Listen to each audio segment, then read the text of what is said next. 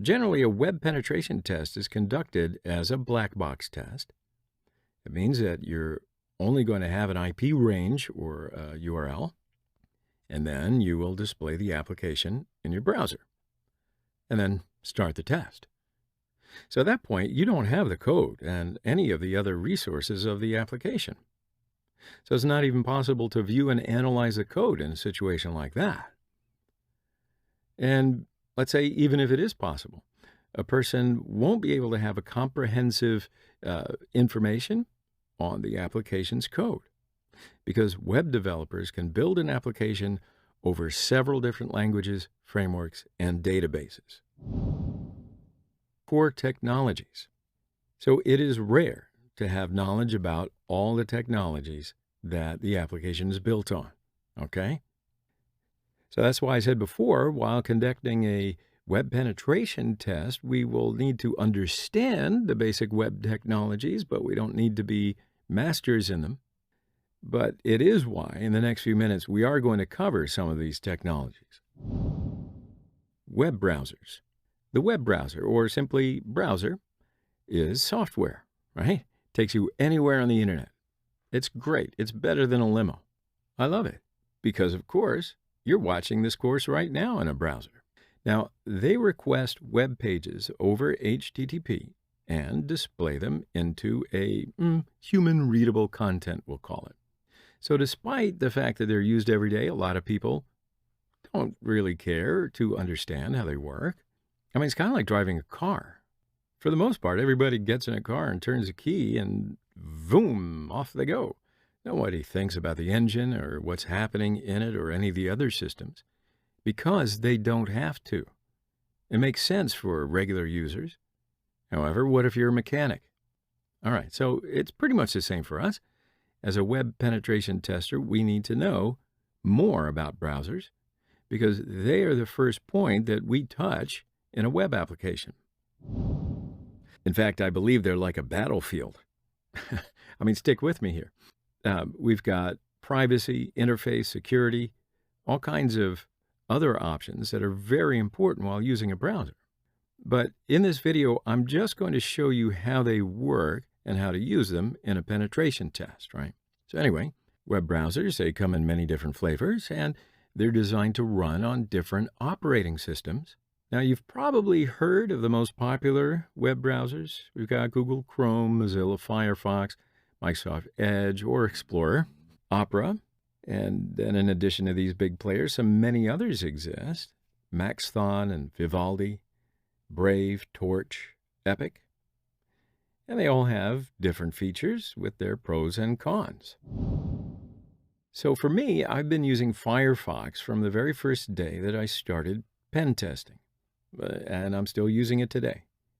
I like working with Firefox.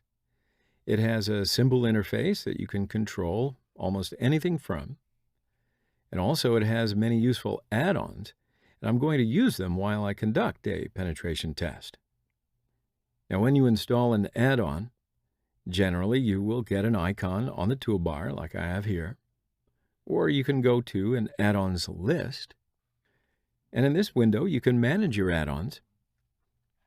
But for you, you can choose any of the known browsers that you want to for this course. You probably already have. But now let's come to the main question. How does a web browser actually work? All right, so I'm going to tell you briefly.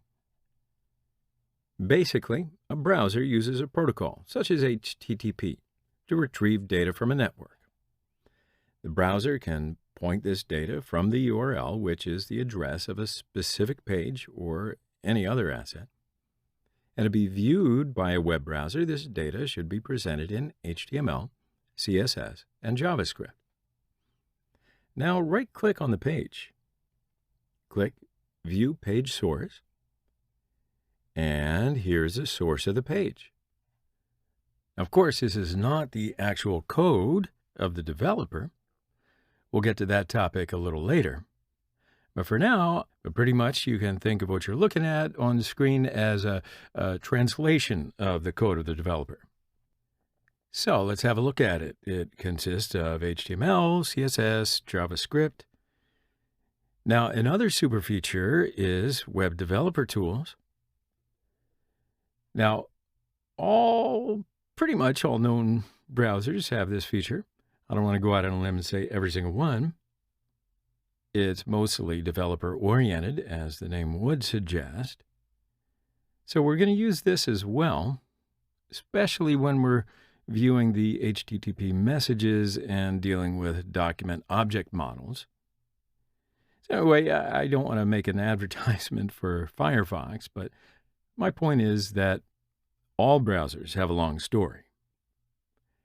I won't tell you or go into the browser history or what's also called the browser wars. You can figure that out for yourself. You probably already have a favorite browser. But obviously, these days, the browser market is still developing, and I think it will continue to develop, at least for my lifetime anyway. Point of that story is features are constantly being added.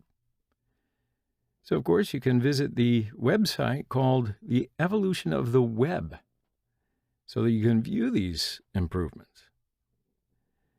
Unfortunately, it's not updated as frequently as perhaps you might want, but at least it'll give you a pretty good idea as to how these improvements all came to be.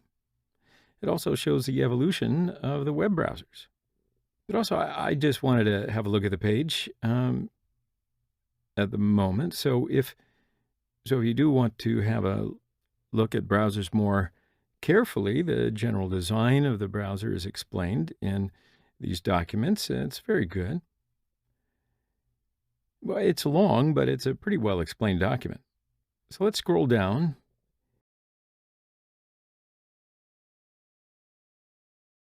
And I want to talk about this image a little bit more. So let's analyze this figure a little bit. The user interface, this includes the address bar, the back forward button, bookmarking menu, all this, and every part of the browser display except the window where you see the requested page, the browser engine, marshals actions between the UI and the rendering engine. The rendering engine is responsible for displaying the requested content. For example, if the requested content is HTML, the rendering engine parses HTML and CSS, and it'll display the parsed content on the screen. And different browsers use different rendering engines. For example, Firefox uses Gecko. Now, for networking. For network calls, such as HTTP requests, using different implementations for different platforms behind a platform-independent interface. JavaScript interpreter, that's used to parse and execute JavaScript code. And guess what? Each browser has its own JavaScript interpreter. For example, Firefox uses SpiderMonkey. What about the UI backend? Used for drawing basic widgets like combo boxes and windows. Data storage? This is a persistent layer. So the browser may need to save all sorts of data locally, for instance, cookies. And browsers also support storage mechanisms such as local storage, IndexedDB, WebSQL, and file system. We're going to get into some of the local storage attacks later in some of the other sections. But okay, so it's important to choose the right browser for you while we test. Due to the different rendering engines, each browser can sometimes treat HTML, CSS, and JS codes in different ways, so that's why it's important to figure that out. This can affect, obviously, accomplishing some of the web attacks. So at this point, I want to emphasize that it's always good to know which web browser is, well, the most widely used in whatever the target user's environment is. I remember several times that some of my customers use much older browser versions due to some compatibility reasons. So that means that if I test this application with a newer web browser, I might get different results, right? I won't be able to accomplish some of the attacks that I wanted to purvey.